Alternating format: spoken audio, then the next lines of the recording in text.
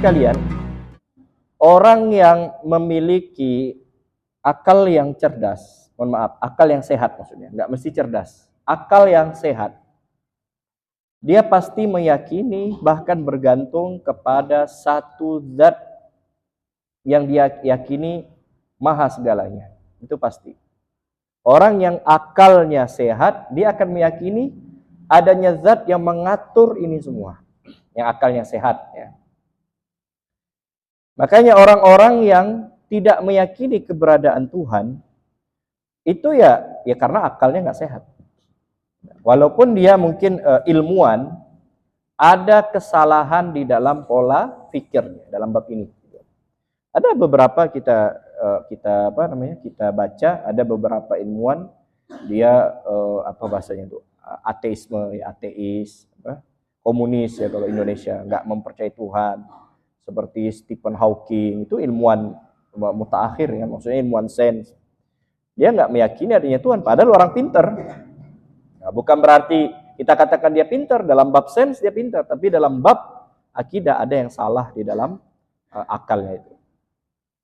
Ada sebuah cerita, ada orang nggak mempercayai Tuhan, nggak percaya. Akhirnya dia naik ke pesawat, bertemu dengan seorang ustadz. Ustadz ini ya, namanya ustadz, kebiasaan membawa tasbih. Zaman itu tasbihnya seperti ini. Jadi dia ngelihat ustadz ini berzikir, terus ditanya, kenapa kamu berzikir terus, membawa tasbih untuk mengingatkan saya kepada Allah.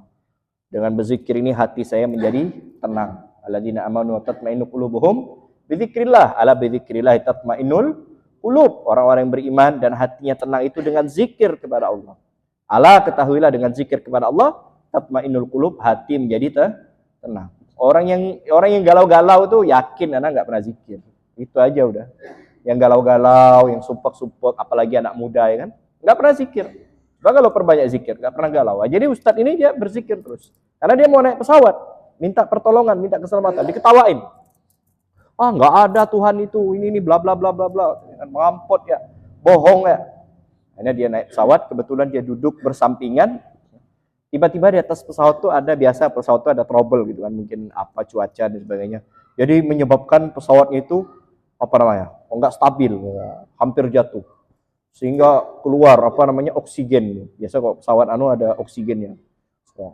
Panik. Nah, ustadz ini tetap tenang dia dengan berzikir. Panik, tapi dia yakin ada Allah yang akan menolong dia. Sementara orang ateis ini, padahal dia nggak percaya Tuhan, ya, karena mungkin tiba-tiba jatuh mendadak gitu kan, jalan tiba-tiba langsung down, jatuh mendadak, dia pun kaget, langsung memegang tangan Pak Ustadz, langsung nyebut nama Tuhan. Ya Allah, Allahu Akbar, padahal nggak percaya Tuhan. Ustadz tertawa, loh katanya ente nggak percaya Tuhan, katanya. Kok giliran begini, ente nyebut nama Allah, ente nyebut nama Tuhan gitu. Ternyata tanpa disadari, ketika kita dalam keadaan terdesak, yang kita cari siapa? Allah, ya kan? Coba Bapak Ibu, dalam keadaan terdesak, mungkin udah sumpek mau nyari kemana, ya kan? Siapa yang kita minta? Allah. Itu pasti dah tuh, dalam lubuk hati kecil kita bergantung kepada Tuhan. Tuhan kita adalah Allah Subhanahu wa Ta'ala. Kita nggak bisa lepas dari Allah. Lagi pusing, nyari kemana, lagi duit ini kan, atau pusing masalah, bertubi-tubi dan sebagainya, ngadunya ke siapa? Pasti ke Tuhan. Nah cuman, jadi orang yang berakal sehat, dia pasti mempercayai Tuhan. Kalau ada orang yang tidak percaya Tuhan, berarti ada yang tidak sehat pada akalnya.